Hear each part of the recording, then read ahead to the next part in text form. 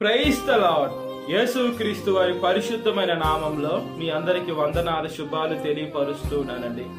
సమూయేలు రాసిన మొదటి గ్రంథం 25వ అధ్యాయం 6వ వచనం. ఆ భాగ్యవంతునితో నీకును నీ ఇంటికి నీకు కలిగిన అంతటికి క్షేమమవును గాక అని దేవుని వాక్యం సెలవిస్తుందండి. దేవుడు మనకి, మన ఇంటికి, మనకి కలిగిన అంతటికి క్షేమము దయచేయాలని యేసయ్య ఆశపడుతున్నారండి. మనము దేవుని బిడ్డలై ఉన్నామండి. మనము చక్కగా ఉండాలా, క్షేమంగా ఉండాలా, ఆరోగ్యంగా ఉండాలా, పుష్టిగా ఉండాలా, బలంగా ఉండాలా అని యేసయ్య ఆశపడుతూ ఉన్నారండి. సాతాను ఏం ఆశపడుతుంటే ఇతనికి బాధపడాలా, ఇతనికి అపాయం రావాలా, ఇతనికి కీడు రావాలా, ఇతను పడిపోవాలా, ఇతను మనశ్శాంతిగా ఉండకూడదు, ఇతనికి అనేక మంది శత్రువులు ఉండాలా అని ఈ లోకంలో సాతాను కోరుకుంటుందండి. దేవునికి సాతానికి మధ్యలో చాలా డిఫరెన్స్ ఉందండి. దేవుడు మన కన్న తండ్రి, మన మంచి కోరుకునే ఆయన. సాతాను అది మన చెడు కోరుకుంటుంది. కాబట్టి మన దేవుణ్ణి సేవించే బిడలుగా ఉండాలండి. సాతాను ఏం చేస్తుందంటే మనకి వ్యతిరేకులుగా మనుషులను కూడా లేపుతుంది. ఆ మనుషులు కూడా మనల్ని చెడ్డగానే అనుకుంటున్నారు, మనల్ని ద్వేషిస్తున్నారు, బాధ పెడుతున్నారు. అయితే దేవుడు మనకి కలిగిన అంతటికి క్షేమము దయచేసేటువంటి దేవుడు అండి. మనం బైబిల్ గ్రంథంలో చూసుకున్నప్పుడు, యోబు గారిని చూసుకున్నప్పుడు ఆయనకి దేవుడు ఆయన కలిగిన అంతటికి క్షేమము దయచేశాడు. అయితే ఒకసారి సాతానికి దేవుడు అనుమతి ఇచ్చిన తర్వాత అన్ని పోయినా కూడా దేవుడుని యోబు గారు విడిచిపెట్టలేదండి. యేసయ్యని యోబు గారు విడిచిపెట్టలా. ప్రార్థన చేస్తూ ఉన్నప్పుడు 2 అంతలుగా ఆశీర్వదిస్తాడండి.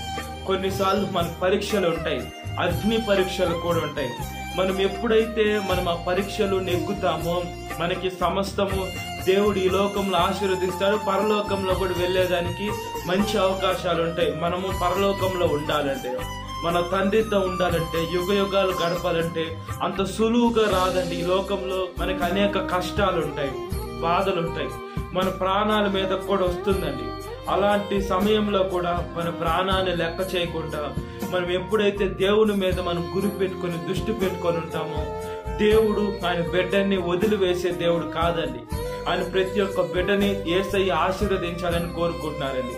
ఆయన బిడ్డని దేవుడు ఆయన రొమ్మును ఆనించుకొని ఆమెను అదే విధంగా కాపాడుకునేటువంటి దేవుడు, ఆయన రెక్కల చాటున కాపాడుకునేటువంటి దేవుడు అండి. మనం ఇలా ఉన్న మన తల్లిదండ్రులు మనల్ని ఎంతవరకు కాపాడుతారు, అదే విధంగా మనల్ని మనం ఎంతవరకు కాపాడుకోగలం అని చూసుకున్నప్పుడు మనకి ఏమి జరగబోతుందో మన ఫ్యూచర్ తెలియదండి. దేవుడికి సమస్తము తెలుసు. కాబట్టి మనకి ఏమి, మన జీవితానికి కీడు రాకూడదు, మన ప్రాణానికి కీడు రాకూడదు, మనకి ఎటువంటి అపాయాలు గండాలు కీడు కలగకూడదని మన దేవుడికి ప్రార్థన చేసేటువంటి బిడలుగా ఉండాలండి. మనం అనుదినము ఉపవాస ప్రార్థనలు చేసేటువంటి బిడలుగా ఉండాలి.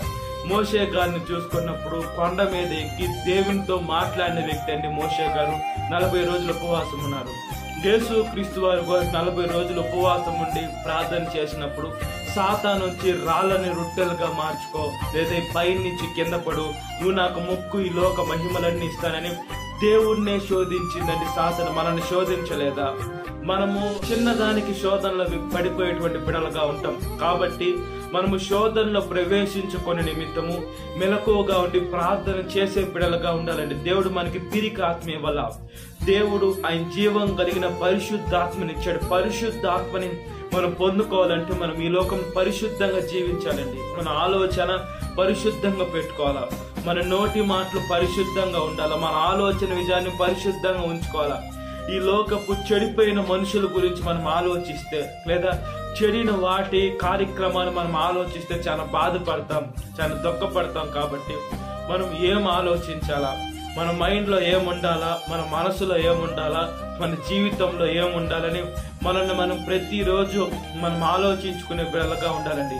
దుష్ట శక్తి ఏం చూస్తుందంటే మనల్ని మనశ్శాంతి లేకుండా దేవుని ఆలోచన మన నుంచి తీసివేసి దుష్ట ఆలోచన మనలో పెట్టి మనకు మనశ్శాంతి లేకుండా చేసి మనకి కలిగిన అంతటికి మనకి కీడు తగలాలని సాతాను చూస్తుందండి. దేవుడు మనల్ని అదే విధంగా మనకు కలిగిన అంతటికి క్షేమము దయచేసి కంచి వేయాలని యేసయ్య చూస్తున్నారు. మనం దేవుని ప్రజలమండి, మనం ఆయన సొత్తు అయి ఉన్నాం. కాబట్టి మనం ఎక్కడికి వెళ్తున్నా కూడా దేవుని యొక్క కాపాడుతో ఒక సహాయం వస్తుంది. ఎందుకంటే మనము మన వారం కాదు, మనం దేవుని బిడ్డలు. మనల్ని సృష్టించింది దేవుడు, నాశకారంధ్రంలోకి జీవాత్మను ఊదింది దేవుడు, మనల్ని కన్నది దేవుడు. ఇప్పుడు మనకి మంచి కాళ్ళు చేతులు ఇచ్చింది దేవుడు. మన ఆరోగ్యంగా ఉన్నామంటే అంత దేవుని కృప, ఆయన మహిమలో మనం వాడబడేటువంటి బిడ్డలుగా ఉండాలి. కానీ ఈ లోకంలో దుష్టశక్తి అయిన సాతాను మాటలు విని దాని ఆలోచనకి లోనయ్యి అది పాపం చేస్తూ మనల్ని ఇబ్బంది పెడుతుంటే దానికి లోనయ్యి మనకి కలిగిన అంతటికి క్షేమం లేకుండా మన చేతులారా మనమే మన జీవితాన్ని వ్యసనాలకి, తాగుడికి, అదే విధంగా డ్రగ్స్ కి, ఈ లోకంలో మత్తు దానికి మనము అడిక్ట్ కాకుండా మన జీవితం యేసయ్య చేతిలో పెడితే కష్టాలు, నష్టాలు, బాధలు ఎన్ని కలిగినా కూడా యోబు గాని యేసయ్య వదిలిపెట్టలేదండి. షడ్రక్ మేషక్ అబేద్నెగోను వారిని యేసయ్య వదిలిపెట్టలా. దానియేలును గాని యేసయ్యను వదిలిపెట్టలా. బైబిల్లో అనేక మంది భక్తుల మీద ప్రాణాల మీదకి వచ్చిన ప్రాణాలు పోయినా పర్వాలేదు కానీ వాళ్ళు యేసయ్యను వదిలిపెట్టలేదు. కాబట్టి మనం కూడా దేవుని పాదాలు వదిలిపెట్టకుండా దేవుని ఆత్మని ఈ లోకంలో పొందుకున్నట్లుగా ప్రార్థన. మహాపరిశుద్ధాత్మ దేవ, మా ప్రియ పరలోకమందున్న తండ్రి, మీకు స్తోత్రమయ్యా. మాకును మా ఇంటికిని మాకు కలిగిన అంతటికి నీ క్షేమము దయచేస్తున్న దేవ, స్తోత్రం చెల్లిస్తున్నానయ్యా. ఈ లోకంలో పోతే మాకు క్షేమం ఉండదయ్యా, మాకు మనశ్శాంతి ఉండదయ్యా, మాకు మంచి మనసు ఉండదయ్యా. ఈ లోకంలో అంతా వేసి చెడ్డగానే ఉంటుంది, వేసి మనశ్శాంతి లేకంగానే ఉంటుంది. ఈ లోకంలో అంతా కీడుగానే ఉంటుందయ్యా. మేము అందుకని మీ దగ్గరికి వచ్చే శక్తిని దయచేద్దయ్యా. మీ దగ్గరికి వస్తే మాకు అన్ని మార్గాలు మూసుకోపోయినా కూడా మీరు మార్గం తెరవగల దేవా, స్తోత్రమయ్యా. మాకు మంచి మనసునిస్తున్న దేవా, మంచి ఆలోచన ఇస్తున్న దేవా, మంచి ఆరోగ్యాన్ని ఇస్తున్న దేవా, మంచి బలాన్ని, శక్తిని మీ సేవలో ముందుకు కొనసాగేదానికి మమ్మల్ని వాడుకుంటున్న దేవా, మీ స్తోత్రం చెల్లిస్తున్నానయ్యా. యేసయ్యా, మీ వాక్యము మా పాదములకు దీపము, మా త్రోవకు వెలుగై ఉందయ్యా మీ వాక్యమయ్యా. మీ వాక్యము యేసయ్యా అగ్ని వంటిదయ్యా. యేసయ్యా, అదే విధంగా రాతి గుండెల్ని పగలగొట్టి శుద్ధి వంటిదయ్యా మీ వాక్యము.